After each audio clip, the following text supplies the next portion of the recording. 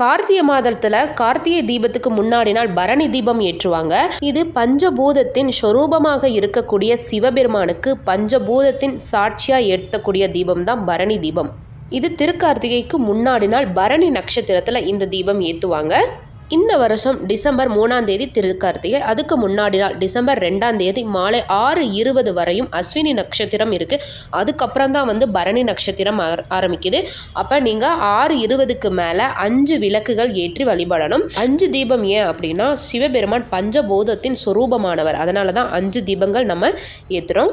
2ஆம் தேதி மாலை 6:20க்கு மேலே ஒரு தட்டு இல்லாட்டி ஒரு மணப்பலகை எடுத்துக்கோங்க, அதை நல்லா சுத்தம் பண்ணி வச்சுக்கோங்க. அது மேலே 5 தீபங்கள் வச்சுக்கோங்க. 5 தீபத்தையும் மஞ்சள் குங்குமம் வச்சு நெய் விளக்காவும் நீங்கள் ஏற்றலாம், இல்லை நல்லெண்ணெய் தீபம் தான் ஏற்றணும் அப்படின்னாலும் தாராளமாக நல்லெண்ணெய் தீபமும் நீங்கள் ஏற்றிக்கலாம். இதை உங்களோட சுவாமி ரூமில் நீங்கள் அந்த 5 தீபத்தையும் ஏற்றி வைக்கலாம். இப்போ பரணி தீபம் அன்னைக்கு நீங்கள் விளக்கேற்றுறீங்க அப்படின்னா அது